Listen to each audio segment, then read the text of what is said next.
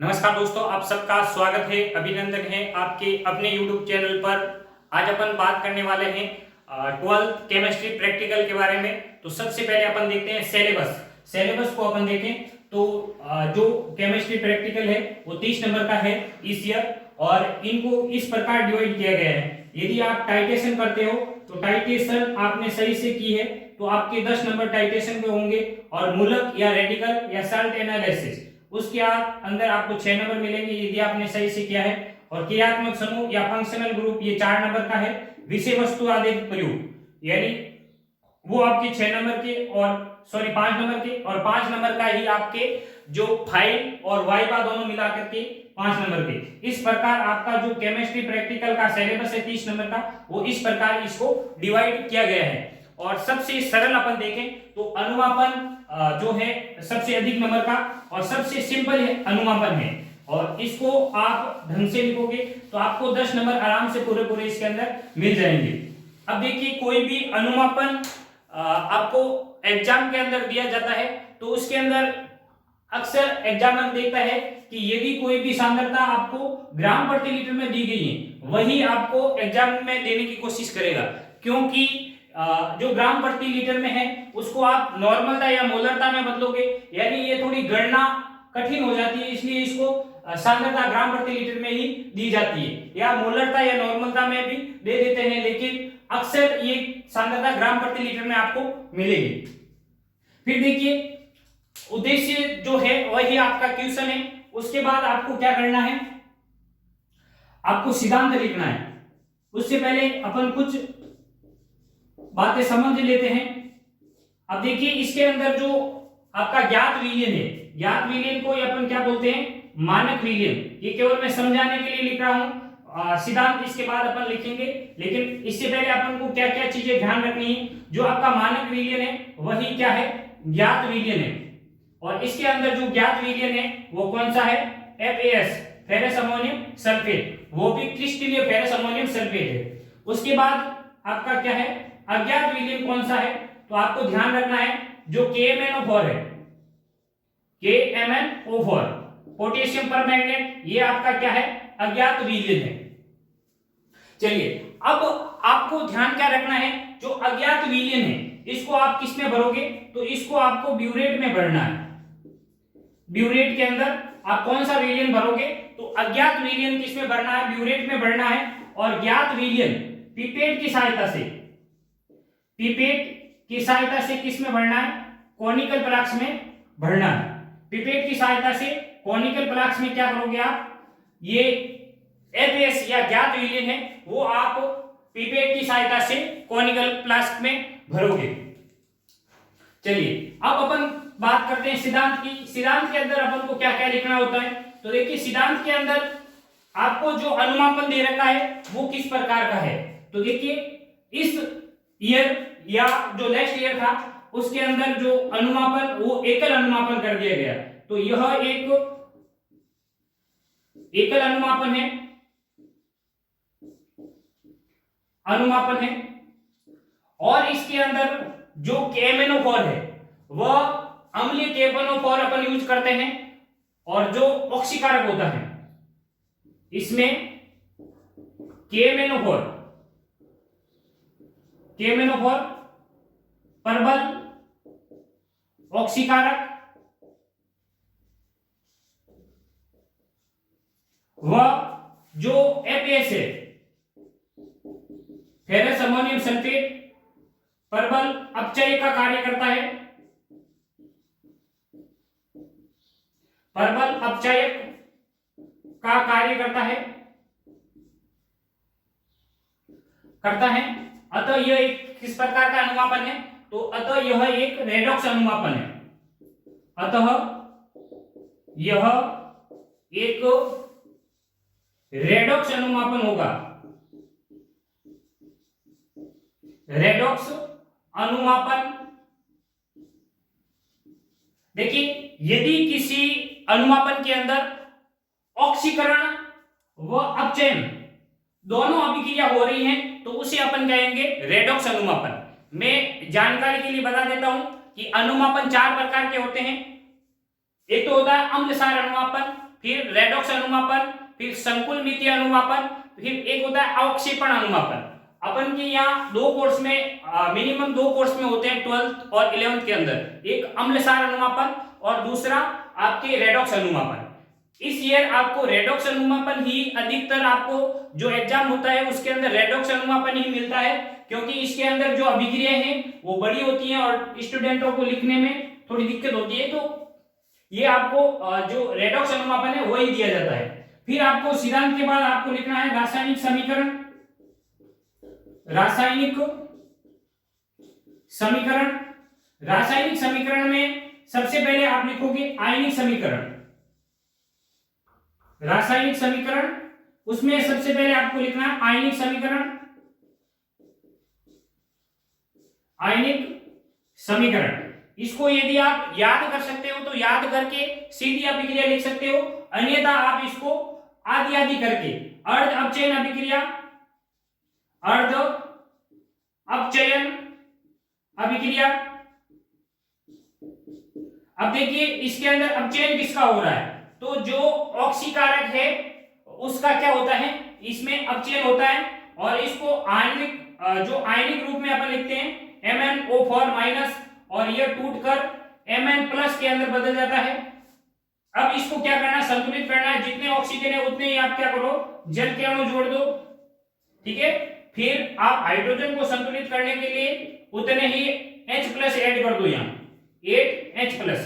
अब आपको इस अभिक्रिया में आयन को संतुलित करना है, यहाँ प्लस का 7, यहाँ प्लस का 2, यानी Mn+2 के अंदर ये अपचयित हो जाता है। तो आप क्या करोगे, जो आयन है उनको संतुलित करने के लिए उतने ही इलेक्ट्रॉन आप जोड़ दोगे, यानी यहाँ प्लस का 7 है तो इसको प्लस का 2 करने के लिए आप क्या करोगे, +5 इलेक्ट्रॉन जोड़ दोगे।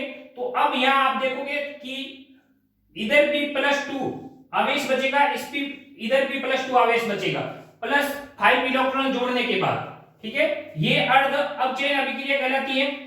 फिर आपको क्या करना है, अर्ध ऑक्सीकरण अभिक्रिया लिखनी है। अर्ध ऑक्सीकरण अभिक्रिया, अर्ध ऑक्सीकरण अभिक्रिया में ऑक्सीकरण किसका हो रहा है, तो ऑक्सीकरण Fe+2, जो फेरस अमोनियम सल्फेट है उसमें Fe+2 Fe+3 के अंदर क्या हो जाता है, ऑक्सीकृत हो जाता है। Fe+2 Fe+3 के अंदर क्या हो जाएगा, ऑक्सीकृत हो जाएगा। और इसको आयनिक रूप से संतुलित करने के लिए आप यहाँ क्या करोगे, एक इलेक्ट्रॉन ऐड कर दोगे। उसके बाद आपको पूर्ण अभिक्रिया लिखने से पहले जितने इलेक्ट्रॉन आपने ऊपर जोड़े हैं उतने से ही नीचे वाली अभिक्रिया को गुणा करना है, और नीचे वाली अभिक्रिया में जितने इलेक्ट्रॉन आपने ऐड किए हैं उतने से ही आप क्या करोगे, ऊपर वाली अभिक्रिया को गुणा करोगे। नीचे कितने इलेक्ट्रॉन ऐड किए, 1, तो 1 से आप क्या करोगे, इसको गुणा कर लोगे। उसके बाद आपको क्या करना है, पूर्ण अभिक्रिया लिख लेनी है। पूर्ण अभिक्रिया, ये नीचे की बजाय मैं इसको ऊपर लिख रहा हूं। जो क्रियाकारक है उनको एक तरफ लिखोगे आप, ऊपर वाली अभिक्रिया को मैंने 1 से गुणा किया, MnO4- +8 प्लस 5 से गुणा करोगे तो 5 Fe+2। फिर उत्पाद के अंदर Mn+2 प्लस 5 Fe+3 और प्लस 4H2। अब देखिए ये जो 5 इलेक्ट्रॉन है और इसको 5 से गुणा करने पर ये 5 इलेक्ट्रॉन ये दोनों आपस में क्या हो जाते हैं, कैंसिल हो जाते हैं। या तो आप याद कर सकते हो तो ये पूर्ण अभिक्रिया याद करके आप डायरेक्ट लिख सकते हो, अन्यथा यह 2 मिनट में जो अभिक्रिया है ये आप बना भी सकते हो। फिर अपन बात करते हैं, जो सिद्धांत है वो हो चुका है, यह एक एकल अनुमापन है। एकल अनुमापन का है मतलब है आप इसके अंदर एक बार ही अनुमापन कर रहे हो। द्वि अनुमापन होता तो उसके अंदर अपन को 2 बार अनुमापन करना होता, और उसके अंदर आपको ज्ञात विलयन, अज्ञात विलयन और बाधित विलयन, ये तीनों विलयन मिलते, और उसके अंदर सारणी भी अपन को 2 बनानी होती है। लेकिन एकल अनुमापन में एक सारणी बनानी होती है और एक ज्ञात विलयन और एक अज्ञात विलयन ही दिया जाता है। फिर देखिए जो KMnO4 ये परबल ऑक्सीकारक होता है और जो FS है ये अपचय का कार्य करता है, अतः यह क्या कौन सा अनुमापन हो जाएगा, रेडॉक्स अनुमापन हो जाएगा।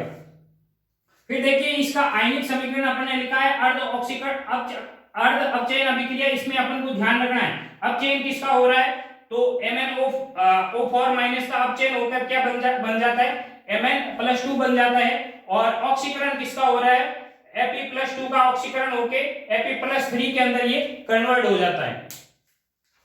फिर अपन बात करते हैं आणविक अभिक्रिया की। चलिए फिर अपन बात करते हैं आणविक अभिक्रिया की। आणविक अभिक्रिया या समीकरण, तो इसमें भी आप क्या करोगे, पहले अर्ध अपचयन अभिक्रिया लिखोगे। अर्ध अपचयन अभिक्रिया। अर्ध अपचयन अभिक्रिया में अपचयन किसका हो रहा है, KMnO4 का हो रहा है, KMnO4। ये अपचयन होकर क्या बनाता है, K2SO4 प्लस MnSO4 के अंदर कन्वर्ट हो जाता है। फिर देखिए अपन ने यहाँ K2 लिखा है, तो आप क्या करोगे, इसको 2 से गुणा कर लोगे। फिर आपको सल्फेट को संतुलित करोगे, यहाँ कितने सल्फेट है, 2 से गुणा करते हैं, यहाँ 2 आ जाएंगे, 2MnSO4। यहाँ देखो एक ही सल्फेट, ये 2 ये 3 सल्फेट, तो इनको संतुलित करने के लिए अपन 3H2SO4 ऐड कर देते हैं। ठीक है, फिर आपको क्या करना है, हाइड्रोजन को संतुलित करना है। यहाँ 6 हाइड्रोजन है, जितने हाइड्रोजन है उससे आधा जल का अणु यहाँ क्या कर दोगे, ऐड कर दोगे, 3H2। अब ये जो अभिक्रिया है इसके अंदर केवल ऑक्सीजन संतुलित करना है। जो सल्फेट के साथ ऑक्सीजन है वो वैसे ही संतुलित हो चुका है। अब केवल आपको इस सल्फेट के अलावा जो ऑक्सीजन है उसको संतुलित करना है। यहाँ देखिए 4 गुना 8 ऑक्सीजन यहाँ है, और यहाँ कितने हैं, 3 ऑक्सीजन है। इसको संतुलित करने के लिए आप क्या करोगे, उत्पाद की तरफ यदि आप 5 ऑक्सीजन नवजात ऑक्सीजन ऐड कर देते हो, 5 नवजात ऑक्सीजन ऐड कर देते हो, तो ये अर्ध अपचयन अभिक्रिया पूर्ण संतुलित हो जाती है। फिर आपको अर्ध ऑक्सीकरण अभिक्रिया लिखनी है। अर्ध ऑक्सीकरण अभिक्रिया लिखने के लिए आप क्या करोगे, ऑक्सीकरण किसका हो रहा है, एपीएस का हो रहा है। एपीएस का फॉर्मूला होता है ferrous ammonium sulphate FeSO4 dot NH4 का whole twice SO4 dot 6H2। ठीक है, और इसका अपचयन होकर क्या बनता है, तो ये अपचयित होकर के फेरस फेरिक के अंदर अपचयित हो जाता है, तो Fe2SO4 का होल थ्राइज, क्योंकि ये फेरस फेरिक के अंदर बदल जाता है, Fe+2 Fe+3 के अंदर बदल गया। ठीक है, और आपके सल्फेट के ऊपर कितने आवेश होता है, तो -2 का आवेश होता है। ठीक है, अब इसको यहां लेके आओगे और इसको यहां लेके जाओगे, तो इसको कोष्टक लगा के आपको लिखना पड़ेगा। यानी सामान्यतः जो फॉर्मूला बनता है उस आधार पर इस फॉर्मूले को आपको क्या करना है, संतुलित करना है, Fe2SO4 का होल थ्राइज। फिर देखिए यहां Fe2 लिया अपन ने, तो आपको क्या करना पड़ेगा, जो फेरस अमोनियम सल्फेट है उसको 2 से गुणा कर लेना है। फिर आपको जो अमोनियम है वो लिखना है अमोनियम सल्फेट 2NH4 का होल ट्वाइस SO4। ठीक है, और उसके बाद आपको क्या करना है, जो जल है वो आप वैसा का वैसा यहां लिख लोगे। कितने जल के अणु हैं, 6 जल के अणु हैं, 6 गुना 12 जल के अणु वैसे के वैसे यहां आ जाते हैं, 12H2। अब आप क्या करोगे, जो सल्फेट है उसको संतुलित करोगे। यहां सल्फेट के कितने अणु हैं, तो आप देखो यहां 3 और यहां 2, 5, जबकि इस तरफ सल्फेट कितने हैं, 1 2 से 2 गुणा करोगे 4। अब इसको इधर 5 करने के लिए आपको, यानी 5 सल्फेट लाने के लिए आप सल्फेट को संतुलित करने के लिए अपन क्या करते हैं, H2SO4 को ऐड कर देते हैं। ये H2SO4 ऐड करते ही दोनों तरफ, यानी क्रियाकारक व उत्पाद दोनों तरफ जो सल्फेट है वो संतुलित हो जाते हैं। फिर आपको हाइड्रोजन संतुलित करना है। हाइड्रोजन को संतुलित करने के लिए आप उतना ही क्या करोगे, H2O ऐड कर दोगे। केवल ये हाइड्रोजन संतुलित करने के लिए आप H2O ऐड कर दिया। उसके बाद आपको ऑक्सीजन को संतुलित करना है। सल्फेट वाला ऑक्सीजन आप इसके अंदर ऑलरेडी संतुलित हो चुका है। उसके अलावा जो ऑक्सीजन बच रहा है उसको संतुलित करना है। इसके अलावा जो ऑक्सीजन है, केवल जो अपन ने हाइड्रोजन को जोड़कर जो जल का अणु जोड़ा है उसके अंदर जो ऑक्सीजन आता है वो असंतुलित है। उसको संतुलित करने के लिए आप एक नवजात ऑक्सीजन क्या करोगे, ऐड करोगे। तो यह अभिक्रिया जो है वो पूर्ण संतुलित हो जाती है। फिर आप इसी प्रकार क्या करोगे, इसको संतुलित कर लोगे। ठीक है, फिर पूर्ण अभिक्रिया लिखनी है 2KMnO4 प्लस 3H2SO4 3। उससे पहले आपको क्या करना है, जितने ऑक्सीजन नवजात ऑक्सीजन अपन ने ऊपर जोड़े हैं उतने से ही नीचे वाली अभिक्रिया को क्या करोगे, गुणा करना है।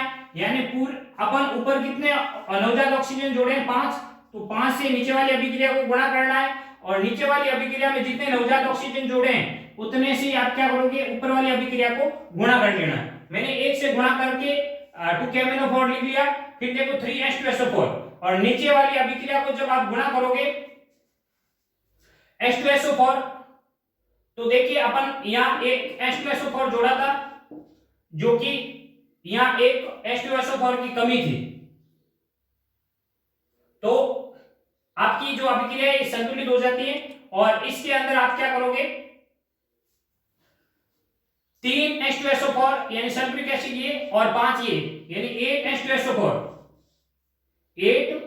H2SO4 प्लस आप इसको गुणा करोगे तो ये कितने हो जाएंगे, 10 FeSO4 डॉट NH4 का होल ट्वाइज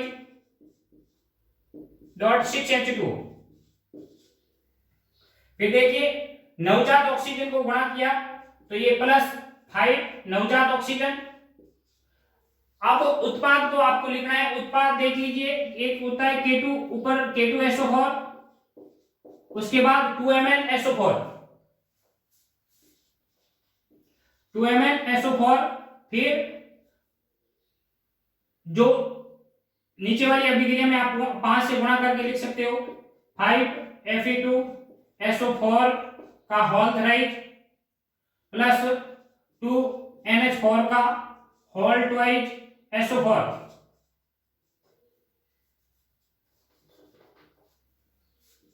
इसको अपन नीचे लिख लेते हैं, 2 NH4 का होल ट्वाइज SO4। इसके अलावा क्या बच जाता है, इसके अलावा जल बच जाता है। देखो इसको 5 से गुणा करोगे तो 12 और 13 इंटू 5 और ऊपर के 3 5 65 और 3 68 H2 68 H2 इसके अंदर आ जाएंगे।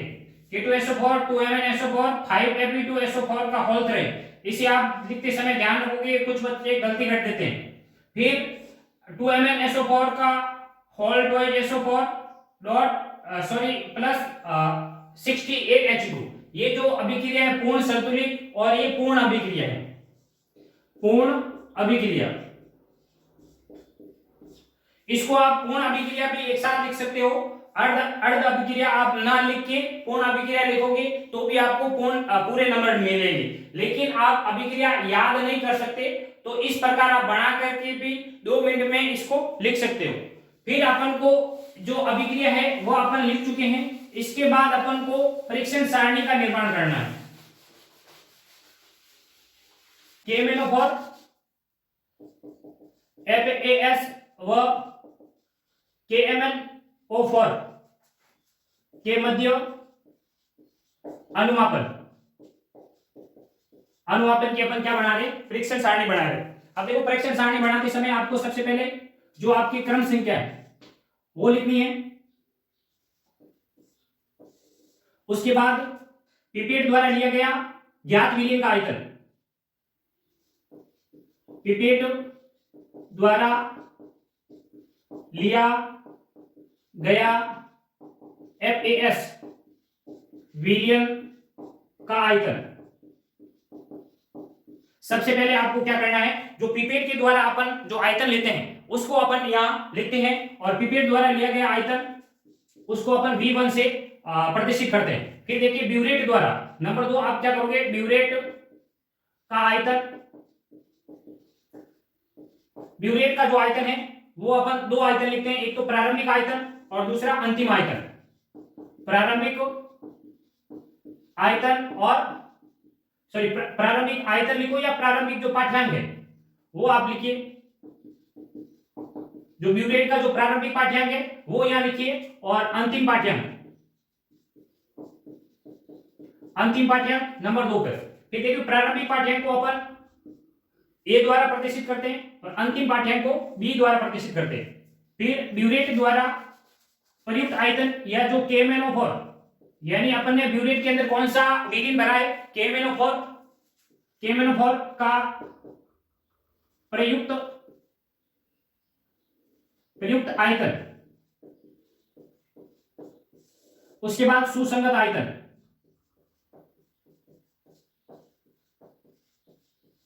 ये सुसंगत आयतन आपका क्या होगा, V2 होगा। अब देखिए इसके अंदर आप क्या करोगे, आपको 3 रीडिंग लेनी है, हमेशा आपको 3 रीडिंग लेनी है और तीनों रीडिंग को आपको लिखना है। सबसे पहले जो पिपेट द्वारा लिया गया आयतन है, तो आपकी जो लैब के अंदर जो पिपेट है वो कितनी ml की है उसके अनुसार लिखना है। नॉर्मली आपको 20 ml की पिपेट मिलेगी, तो तीनों बार आप क्या करोगे, पिपेट की सहायता से कॉनिकल फ्लास्क में 20 ml जो आपका ज्ञात विलयन है वो भरोगे। उसके बाद जो प्रारंभिक पाठ्यांक होता है आपने 0.0 तक सबसे पहले जो ब्यूरेट है उसको भरना है, 0.0 ml। इसको आप 0 ml मत लिखना, इसको 0.0 ml ही लिखना है, क्योंकि जो अपन पाठ्यांक लेते हैं वो पॉइंटों के अंदर लेते हैं, इसलिए अपन इसको 0.0 दर्शाते हैं। फिर देखिए जो आपका अंतिम पाठ्यांक होगा वो आपको यहां लिखना है, और अंतिम पाठ्यांक मान लो मेरा आ रहा है 19.9, तो आपका प्रयुक्त KMnO4 का जो आयतन होगा वो B-A, यानी जो B है उसमें से A को घटाओगे तो आपको ये आयतन प्राप्त हो जाएगा, ये हो जाएगा आपका 19.9। उसके बाद आप वापस से 0.0 तक भर के काम भी कर सकते हो और 19.9 से काम भी कर सकते हो। इसके अंदर कोई भी आपको वो नहीं है कि आपको वापस से भरनी है या नहीं भरनी है, ऐसा कुछ भी नहीं है। केवल आप समय बचाने के लिए आप क्या करोगे, यहां से भर के वापस इसको आप कार्य कर सकते हो। फिर देखो वापस से मैंने काम किया तो आपकी जो दूसरी रीडिंग है वो पहले से 1 या 2 पॉइंट कम आनी चाहिए। मान लो दूसरी मेरी 19.7 आ गई, ठीक है, और तीसरी बार जो आप रीडिंग निकालोगे वो भी आपकी जो दूसरी रीडिंग है उतनी ही आपकी आनी चाहिए। यदि नहीं आ रही है तो चौथी बार आप और करोगे और दूसरी और तीसरी जो आप रीडिंग लिखोगे वो समान ही होनी चाहिए, और पहली जो रीडिंग होगी वह दूसरी व तीसरी से क्या होगी, अधिक होगी। इसके पीछे लॉजिक ये है कि जब अपन पहली बार अनुमापन करते हैं, मान लो आपकी 1-2 बूंद अधिक गिर गई, जब आपको बिल्कुल रीडिंग का कोई आइडिया नहीं होता है तो अपन ये मान के चलते हैं कि 1-2 बूंद अधिक गिर जाती है, जिसके कारण क्या होता है जो पहली रीडिंग आएगी वो अधिक आएगी। दूसरी व तीसरी बार आपको पता है कि रीडिंग कहां पर आती है, और उसी अनुसार आप धीरे धीरे अनुमापन करोगे, और जो रीडिंग है दूसरी व तीसरी पहले से कम वो दोनों समान होनी चाहिए। 19.7 ml और यहां भी हो जाएगा 19.7 ml। ml में m छोटा व l आपको बड़ा लिखना है, और जो दो समान रीडिंग आपको प्राप्त होती हैं वो आपका क्या होगा, सुसंगत आयतन होगा ml। इस प्रकार आप क्या करोगे, एक परीक्षण सारणी का निर्माण करोगे जिसके आपको अलग से नंबर मिलेंगे। यानी अनुमान जो पॉइंट रहता है अपना वो है गणना, कैलकुलेशन। गणना में आपको सबसे पहला बिंदु लिखना है ज्ञात विलयन की मोलरता, या आप जो भी अपन को उद्देश्य में दे रखा है, अभी अपन ने उद्देश्य में है जो अज्ञात विलयन है उसकी सांद्रता ग्राम प्रति लीटर में ज्ञात करनी है। मैं इसको मोलरता की सहायता से कर रहा हूं, आप नॉर्मलता की सहायता से भी इसको कर सकते हो। अब देखिए सबसे पहले ए नंबर पॉइंट अपन बात करें तो ज्ञात विलयन की नॉर्मलता, ज्ञात या मानक विलयन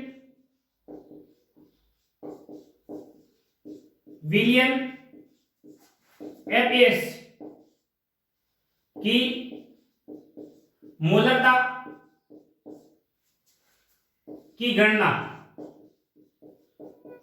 क्योंकि आपको जो ज्ञात विलयन दे रखा है और उसकी जो सांद्रता है वो ग्राम प्रति लीटर में दे रखी है, उसको मोलरता में बदलनी है।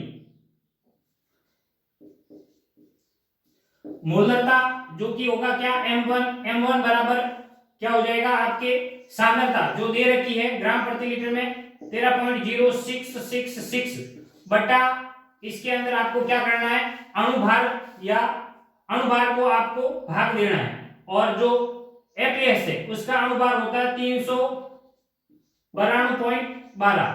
ये जो मोलरता है वो आपको प्राप्त हो जाएगी इसके अंदर भाग देने पर, यानी जो आपके पास ज्ञात विलयन था सांद्रता ग्राम प्रति लीटर में उसको अपन ने किस में बदल दिया मोलरता में बदल दिया और इसके अंदर आप मोल प्रति लीटर इसकी क्या हो जाएगी इकाई हो जाएगी। फिर अपन बात करते हैं दूसरे पॉइंट की और दूसरे पॉइंट में अज्ञात विलयन कौन सा है अपने पास अज्ञात विलयन KMnO4 की मोलरता ज्ञात करनी है। उसके लिए आप क्या करोगे मोलरता की गणना, उसके लिए आपको फॉर्मूला लगाना है M1V1 बराबर M2V2। अब देखिए जो आपने अभिक्रिया लिखी है अभिक्रिया के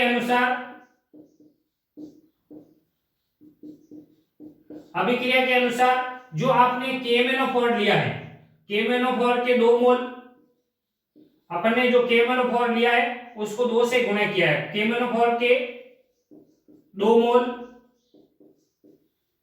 व FAS फेरस अमोनियम सल्फेट के 10 मोल लिए हैं। ये किसके अनुसार लिखोगे अभिक्रिया के आधार पर जो आपने आणविक अभिक्रिया लिखी है उसके अंदर आप देखोगे तो अपन ने KMnO4 को 2 से गुणा किया है KMnO4 यानी 2 KMnO4 लिखा है।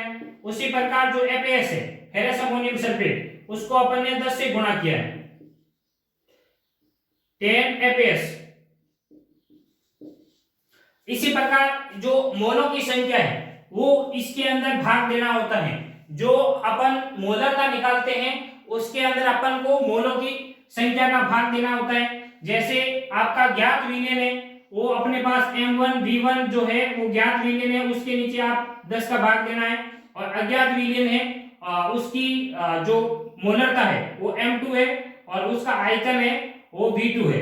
तो उसके अंदर आपको क्या करना है 2 का भाग देना है क्योंकि आपने KMnO4 जो अज्ञात विलयन है उसके कितने मोल लिए 2 मोल लिए। ये विशेष जो मोलरता अपन ज्ञात करते हैं उसके अपन इन चीजों का विशेष ध्यान देना होता है। यदि आपने इनसे गुणा नहीं किया या भाग नहीं दिया तो आपकी जो गणना है वो पूरी गलत हो सकती है। फिर आपको क्या करना है इसको क्रॉस मल्टीप्लाई कर लेना या इसको 2 से काट भी सकते हो 2 एकम 2 और ये 5 से कट जाएगा। फिर इसको क्या कर लोगे आप क्रॉस मल्टीप्लाई कर लोगे या इसको अपन क्या किस प्रकार लिख सकते हैं क्रॉस मल्टीप्लाई करने के बाद M1V1 बराबर M2V2 ये क्रॉस मल्टीप्लाई करके 5 इधर हो जाएंगे।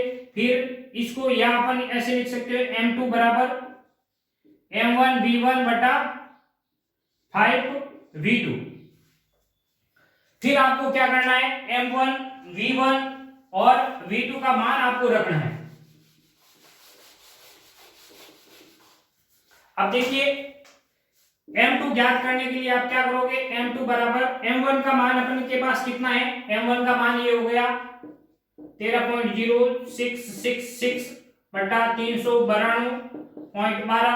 फिर देखिए आपके पास V1 कितना है V1 का मतलब है आपने ज्ञात विलयन कितना लिया है पिपेट की सहायता से कॉनिकल फ्लास्क में जो कि अपने लिया था 20 ml और उसके बाद जो V2 है V2 का मतलब है सुसंगत आयतन। अब देखिए सुसंगत आयतन अपन ने जो सारणी बनाई थी उसके अंदर अपन ने सुसंगत आयतन कितना लिया था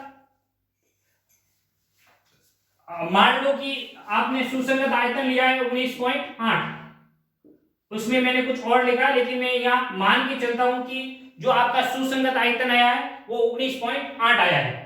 फिर इसको आप सॉल्व करोगे तो ये मोलरता आपको प्राप्त हो जाएगी। उसके बाद इसको क्या करना है 5 से गुणा भी करना है क्योंकि अपन ने 5v2 ये v2 आ गया और ये 5 से अपन ने गुणा भी कर दिया। उसके बाद जो अपन की गणना है उसका तीसरा पॉइंट है सी, अज्ञात विलयन की सांद्रता,